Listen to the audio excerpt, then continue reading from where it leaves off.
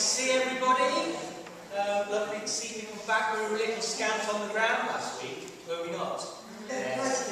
We were here. We kept partying. You did. But now numbers have swelled again, which is good, which is nice. And we've got a new face at the back, so welcome to Jared. Good to see you. For this week, then, do some of the usual stuff, some of the usual exercises. And Grace has very kindly brought along her singing bowl, so we'll give that a go when we do our reading. Is it grass? Yeah. Yeah, mine's a grass You've one. got a brass one. Doesn't it give a lovely sound? Well, yes, it kind of goes through to the point like in a burst of eardrums. Oh, So I'm trying to remove anyone's giggles. Someone I went to a gong bar recently, and they were using bowls and things as well. Yeah. And she's still feeling amazingly better than me. Right. And she said it was that powerful. Yeah, it is very powerful. Yeah, one of the ladies, Kim, that came, the lady that brought her poodle the other week, she said she did one of those gong bars and things. Oh, gosh. Yeah. Yes, fantastic. I just listen to AC/DC. That seems to do the trick. So we'll do some of that. I'm going to talk about stuff, was one of the topics. Hi, welcome. Grab a seat. One of the topics for one of my little talks was stuff. So I should be talking about stuff. And then I've got some ideas for something else to talk about after that. So we'll see how we get on. So for those of you who are joining us for the first time this evening, welcome to the Deal Mindfulness group. If you don't know what mindfulness is all about being in the present moment. Alright, boys? Hello. Okay. It's a distraction. You set this up. Yeah, that's it. I have. Yeah, I'm testing you already. What are you up to, boys? Just having a look. We're busy in here. Come on, boys. Come on, your phones. You can sit in for a while if you want to. You might get a little bit bored, but it's up to you. Come in, Brandy? No, I'm just saying that. You sure? Yeah. We can learn about mindfulness. Have you got any ideas what mindfulness might be? No? Mindfulness is being in the present moment. Being in the now. You've got the past has happened, the past is gone. We can't do anything about it. We've got the future. Can we change the future? Can we control the future? No, we can't. No, we cannot. We do not know what is going to happen in the future. Guys, if you're going to disturb us, I'm sorry, I will have to ask you to leave. What are you doing? Right, out. Sorry, mum head. Come on, out. Sorry. Come on, out now. Come on, please, boys. Please, sorry. No, don't care.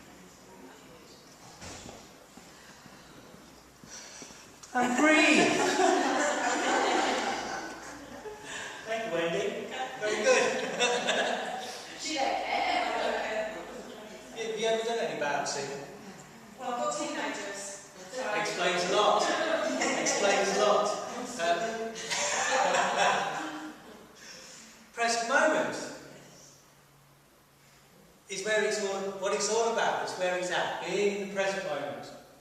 And so what we do in the group is we practice being in the present moment, we do some exercises, and then we talk about some of the themes around that and discuss some of the finer points to being mindful. In a moment we're going to start with, we'll start with the first exercise. We'll do the sitting exercise, and we'll do that one first. Then I'll do my little talk, and then we'll do some breathing, and I'll get the bowl going, and we'll see how that goes down, and then we'll talk about some more stuff after that. So, it's my word of the day. Perennial word. Right.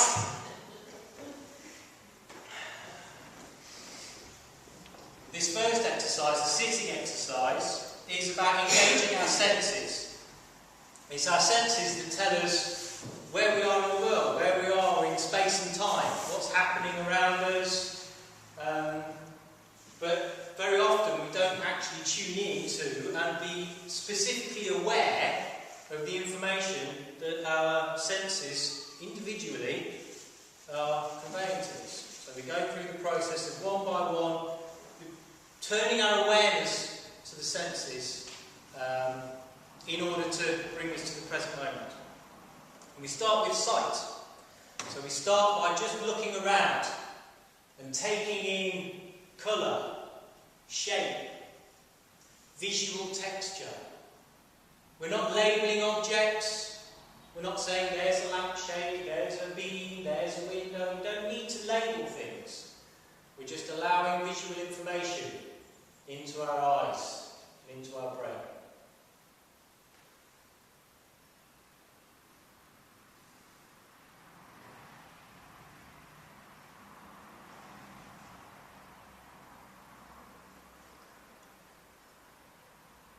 And once you've had a nice look around, you can close your eyes and you can turn your attention to the weight of your body sitting on the pew. Your back in contact with the back of the pew.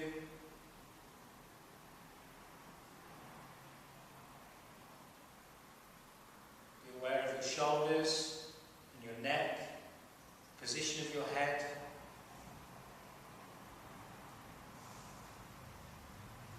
Aware of your arms, position of your arms.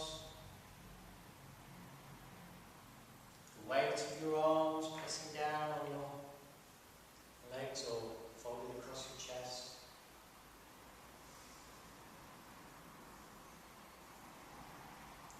Aware of the weight of your body pressing down through your bottom in the chair.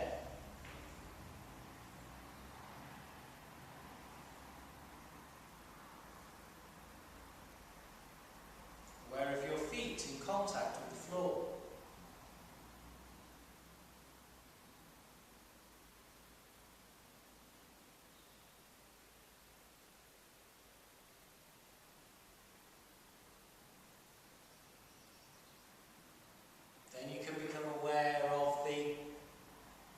Fabric of your clothes against your skin, on your arms, on your legs.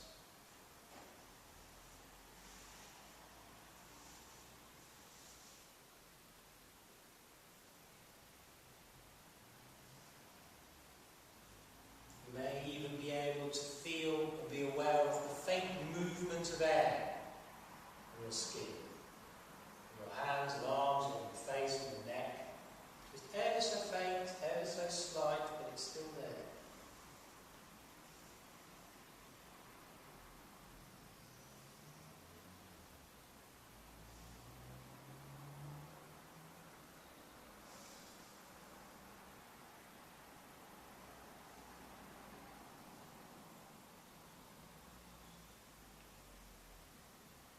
Now take a nice breath through your nose and just smell. Just be aware of the smell at this precise moment in time right now.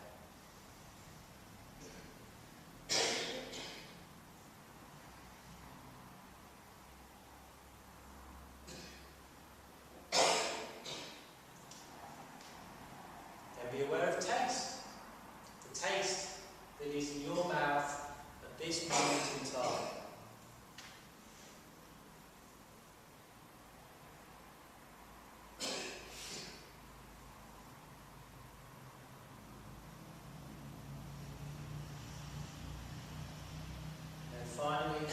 begin to listen.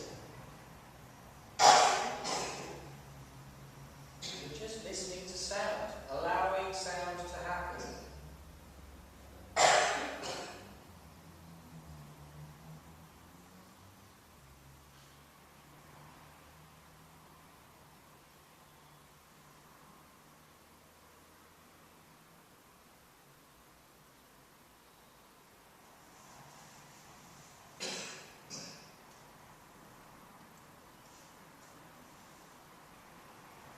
We're not labelling what sounds are, just accepting the sounds that are happening around us.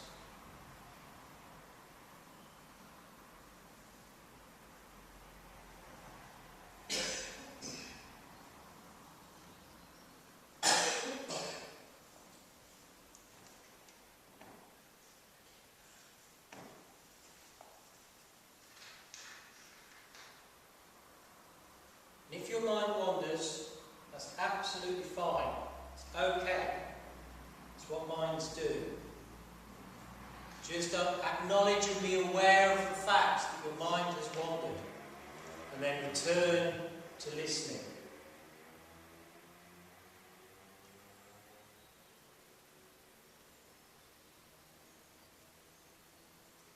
We're going to sit and listen now for a few minutes.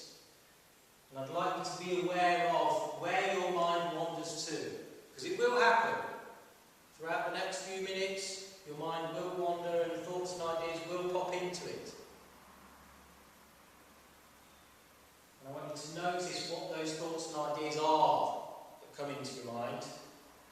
Be aware of them. Go back to listening.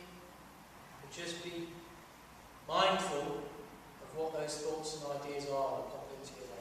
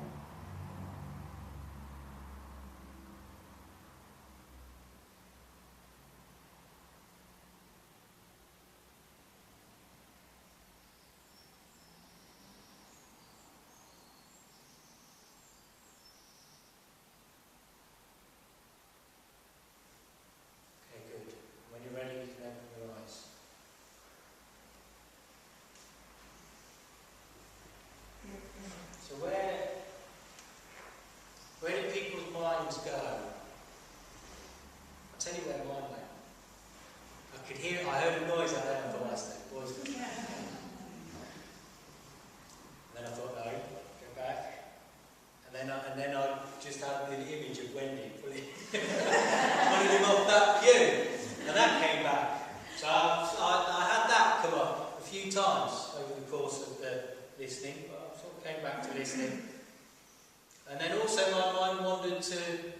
the topic of what I'm going to talk about next. And a few of the words came on, well, shall I say this, or talk about that, and started rehearsing what I was going to say in a minute. I thought, no, I don't need to rehearse, it will just go. And then it came back. So what about other people? Did anybody have anything particular that cropped up? You were aware of...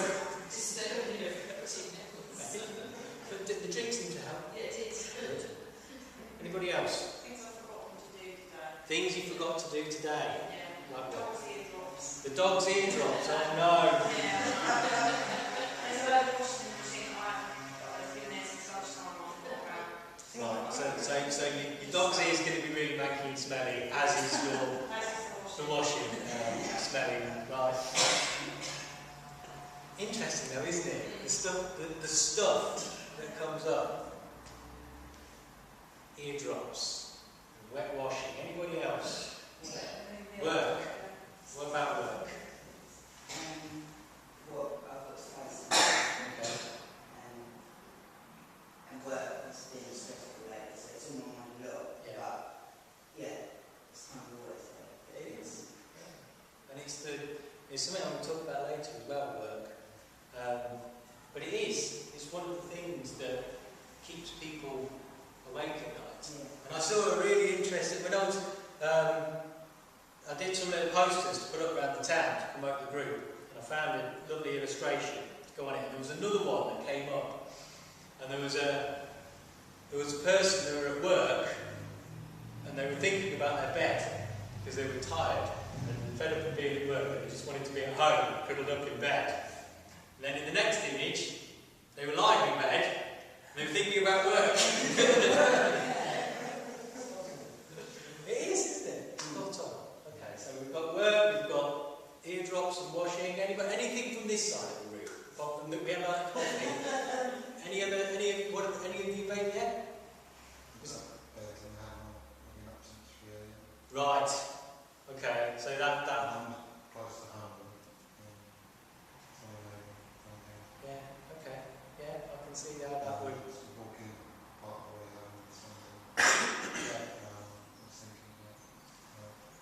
I can see how that would come up. If you've been up since 3 and you're tired, you can see how that would interfere with being in the moment, being able to just... Good. Well done. Well done. But that's it. That's what our brains do. That's what brains are very good at doing. Generating stuff. Stuff for us to think about. Stuff for us to worry about. And there's a lot of stuff in the world. There's not just stuff in here. There's other stuff. Are there any hoarders in the room? Anybody a hoarder? We've got a hoarder there. Any other hoarders? Yeah. There's a bit of a nod there. You know, we're a bit of a hoarder. Yeah. There's a bit of a human condition to hoard, to want to gather things together. And we don't just do it with objects. We do it with thoughts, ideas, beliefs. We hoard them. I was reminded of a David Bowie song on the way in. 5 years. And he sings about his brain hurting like a warehouse. He's got so much stuff in there, he's got to try and cram it all in. His brain's like this warehouse, he's just hoarding all this stuff.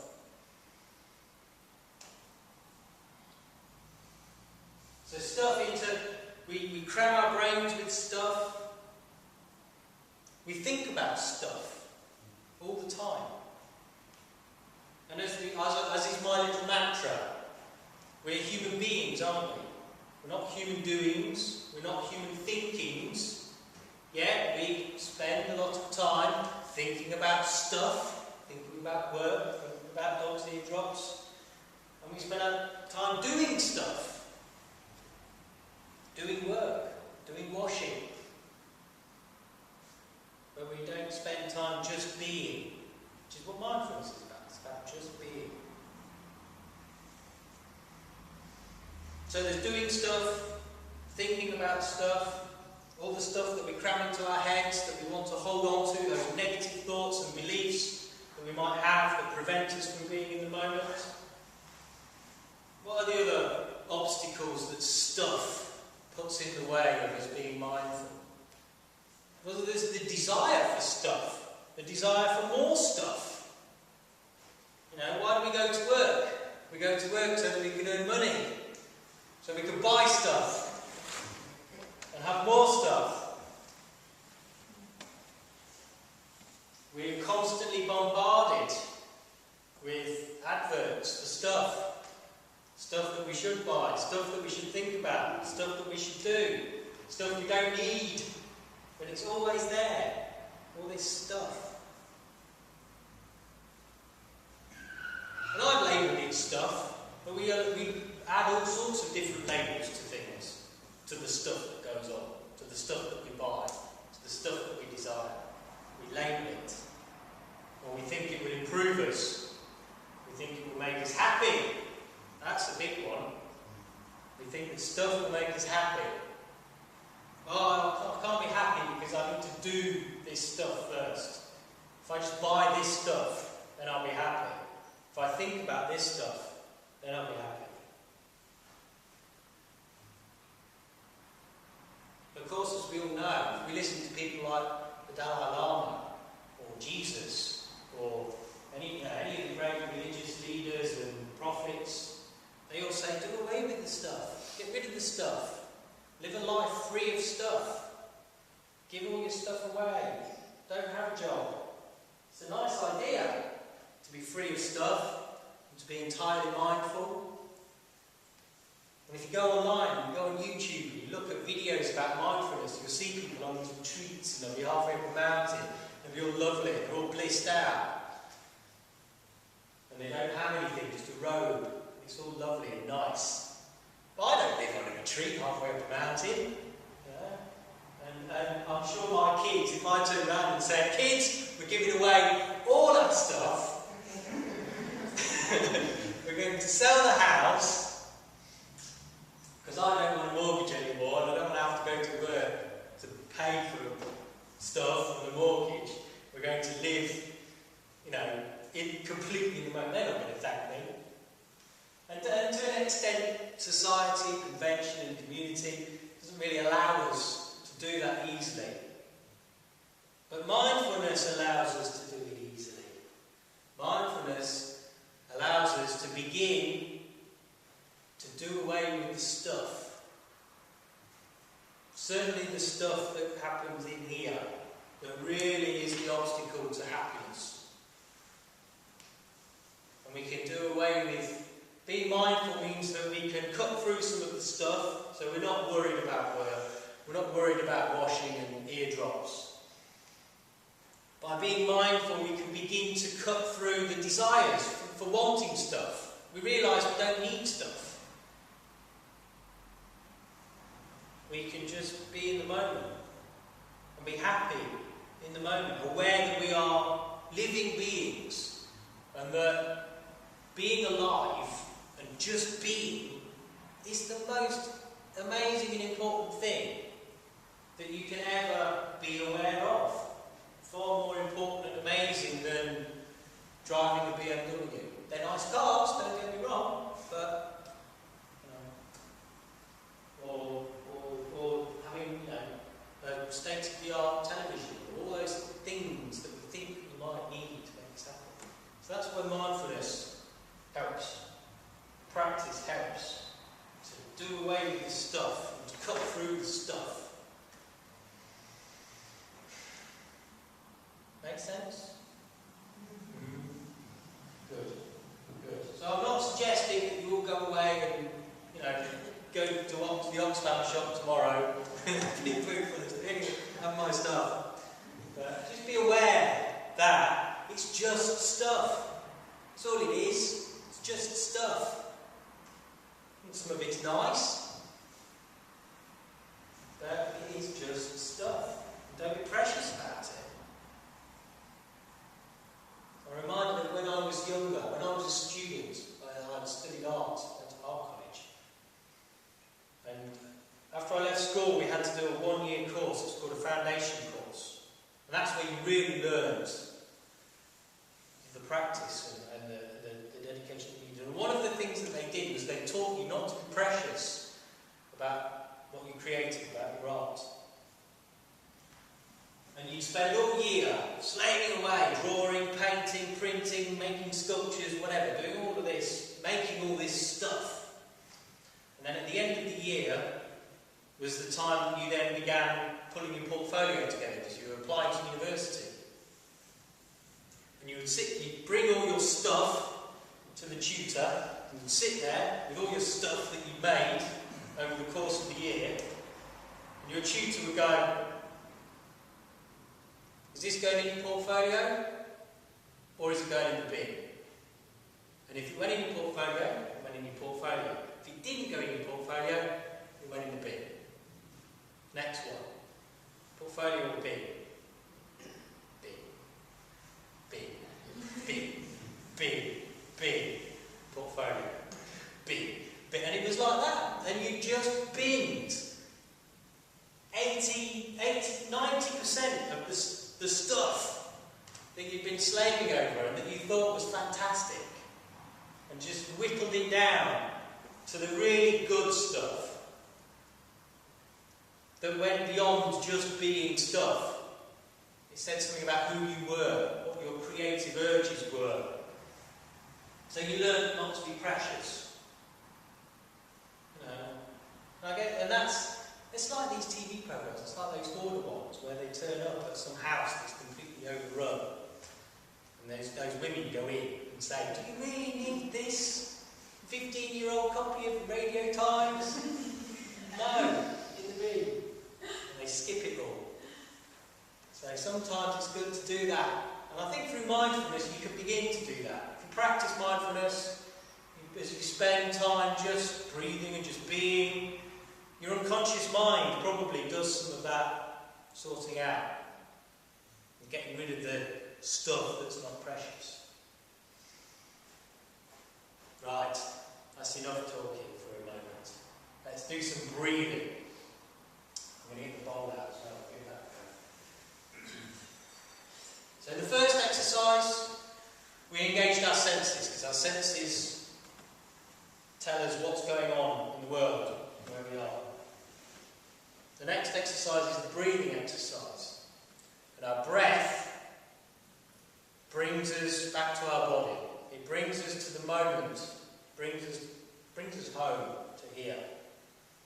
Because we're always breathing. If we're not breathing, we're not being, because we're dead. So by becoming aware of our breath, we're immediately in the moment. Breathing happens in the moment. You can't breathe in the past, you can't breathe in the future. Each breath happens now. And that's what we'll do.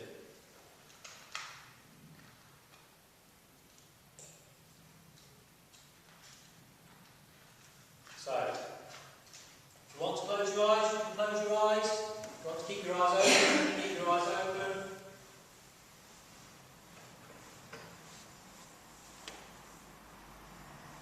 I've done this a few times, and that is the reminder to bring yourself back to your breath. So to begin, you become aware of your breathing in your nostrils.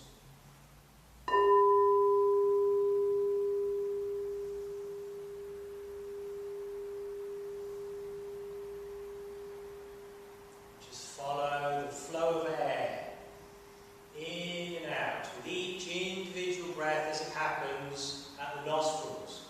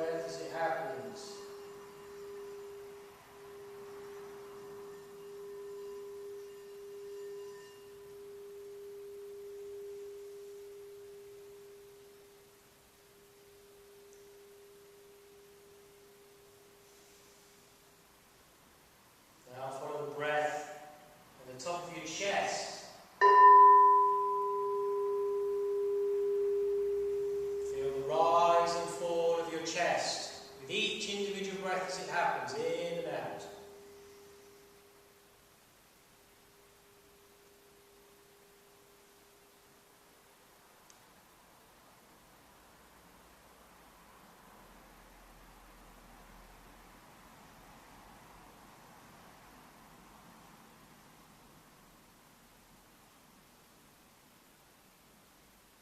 And finally become aware of the breath right at the bottom, right at the diaphragm.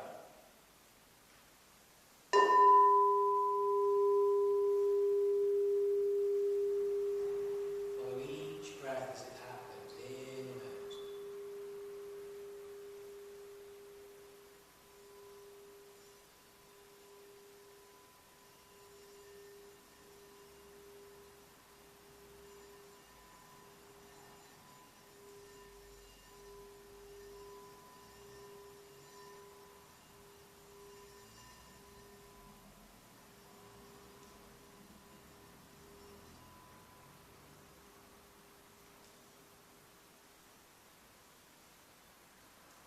Now become aware of that pause that happens between breaths. A moment of stillness in between breathing in and breathing out, in between breathing out and breathing in again. That's the main one. One that happens between breathing out before you breathe in again.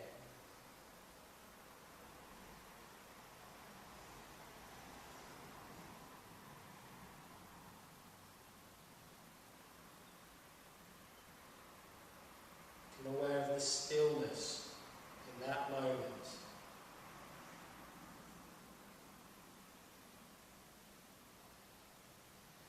Relax into that moment between breaths.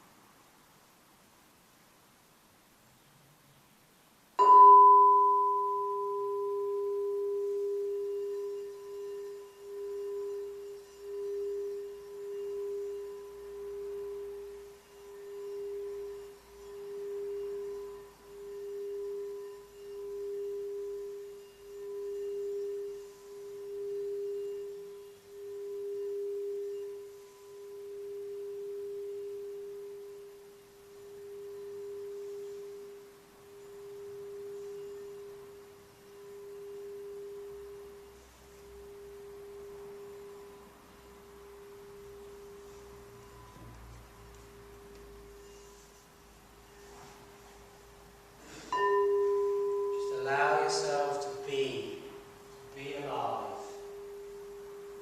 There's nothing to do, there's nothing to think, you're just being, in purest sense.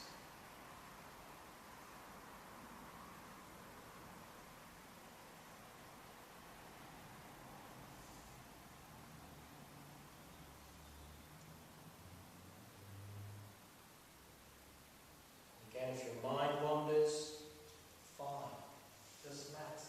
Just acknowledge that it's wandered. That's the practice. The whole practice with mindfulness is acknowledging and being aware of your mind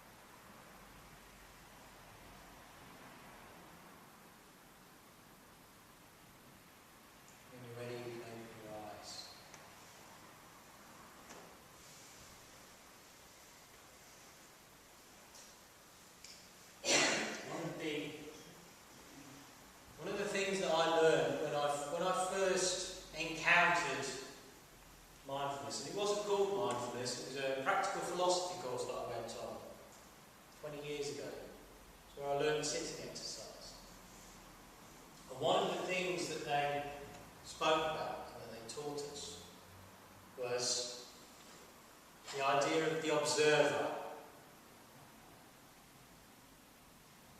We think that our being, or who we are, is in here, is all those thoughts and ideas,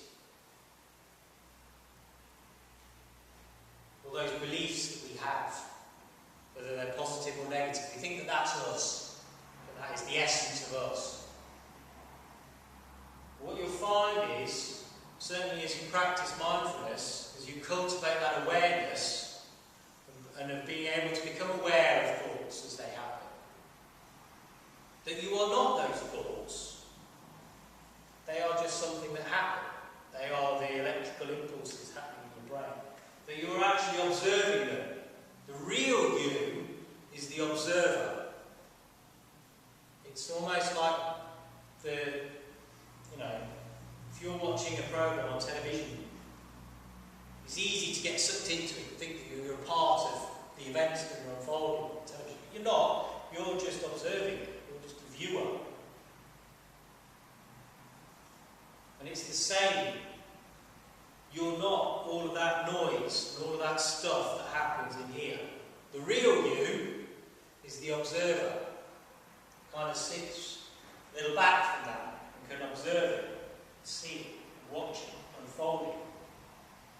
And that observer doesn't label things, doesn't label stuff as being good or bad, doesn't get emotional about things, isn't worried about things.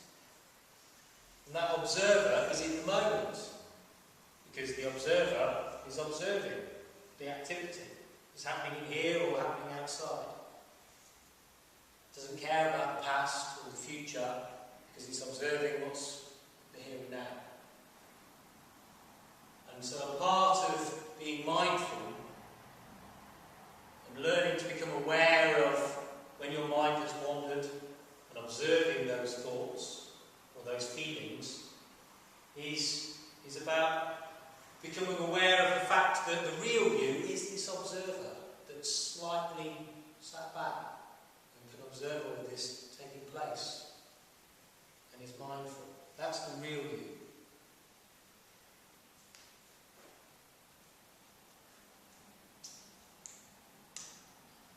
And one last thing that I wanted to talk about was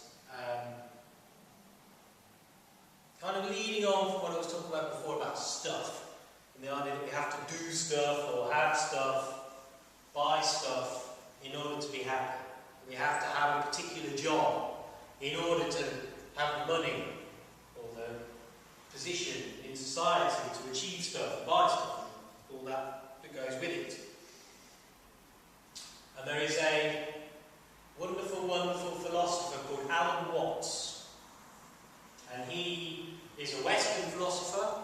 He's an Englishman, worked a lot in America, in American universities, but he was particularly interested in Eastern philosophy, Eastern culture, so a lot of Buddhist philosophies, which obviously is where a lot of mindfulness comes from, Buddhist practice. And he studied that, and he transcribed a lot of Eastern philosophies and incorporated it into his own philosophy, his own thinking. And when he worked at the universities as an academic in America, he would often do careers counselling, guidance counselling. And students would come to him just prior to graduating to seek guidance on what they should do for a career. And they would go to him and they'd say, I want to get a job with this company because I'll have really great prospects and I'll be able to rise up through the ranks and get a really high-paid job and have lots of people working under me and be important and powerful. Or they'd say, I really think I should go into this particular field because I can excel in that field and I can get a good job and earn lots of money and be successful. Or my parents really want me to go into this particular area, because they think that that's where I will achieve. And what Alan would say to them when they came to him is he would say, if money wasn't an issue, if it was not about money in the slightest, what would you do? And then they'd say something completely different. They wouldn't say, oh, I want to be a lawyer or an accountant or work as a stockbroker. They'd say, oh, I want to do something outdoors, I want to work with horses, or I want to be a horticulturalist because I like the way things grow, or I want to be a poet. And he'd say, well then, that's what you should do. That's what you should do. And his reasoning for that was obviously because it's something that people will be passionate about, something that they would take happiness from. But he said, if you're working, if you're doing, not that I like doing particularly, but if you're allowing yourself to be what you feel will make you happy, chances are you'll be good at it. And I thought, yeah, that's the interesting thing. You see, if you want to be a poet, that's what you would be, isn't it? You would be a poet. You wouldn't do poetry. If you wanted to be a horticulturalist, you would be a horticulturalist, not do horticulture. So that's me embellishing on what's there, standing on the shoulders of giants. He said, if you're invested in that, because that's what you want to do, then the chances are you'll be good at it, because you enjoy doing it. And if you're good at something, chances are somebody will be willing to pay you to do what it is that you're good at. And you'll be a success. And then, when you do finally find yourself on your deathbed, looking back on your life, you won't be thinking, oh, I'm so pleased I did what my mum and dad wanted me to do and became a stockbroker, because I earned loads of money and bought loads of stuff and spent 50 hours a week for 45 years in the office, worrying, not sleeping at night, about work. No, because it wasn't about the money. It was about doing something, being something that made you happy. And that's why I do this. That's why I started doing this. Because after looking at finding that thing that Alan Watts was saying, it's not about the money. Do something that you are passionate about, that you enjoy. That's why I do this, because I love it. Hopefully I'll be good at it. And there was someone else today. Actually, yeah, I wanted to mention, I must do this because I said I would, and he'll probably watch the video. I'm videoing this, so I'll put it on YouTube later, and I'm sure he'll watch it. A friend of mine, who I met through doing really boring IT consultancy work, took redundancy. And I was messaging him the other day. We was talking about this place that he used to work. And he said, oh, maybe I didn't really handle things as well as I could have done there, and I let it all get to me. And I could have stuck at it and handled it better and made more of a success of it. And I said, but if you'd done that, if you hadn't left, then you wouldn't have gone on the amazing adventure that you did. And when he left, packed his job in, he did a charitable walk. And he walked the Camino Way, I think it's called, which is in Spain. And he walked all across Spain, however many hundreds of miles it was. And I said to him, if you hadn't quit that job, you would never have gone on that amazing walk across Spain. And he said, you're right. He said, because on that walk, I was more mindful and more aware of my being and being alive than at any time in my life.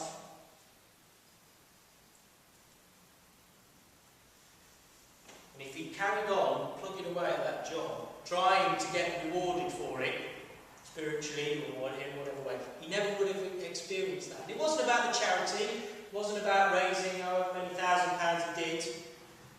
You know, when he thinks back on that expedition, he doesn't think, oh, I'm so pleased I raised all that money for charity. He did, and that's a great thing. I don't want to belittle what he achieved. But the big achievement, I think, was for him on a personal level, and that was getting the opportunity to be, just to really be alive, and be himself, and be mindful. And I'm sure he learned more about himself walking all those miles than he did sat behind a desk at some Oxford University managing their website. Okay. I'm done talking. So practice your breathing, and now you've heard the bowl, I want you to embed and be aware of this sound in your head.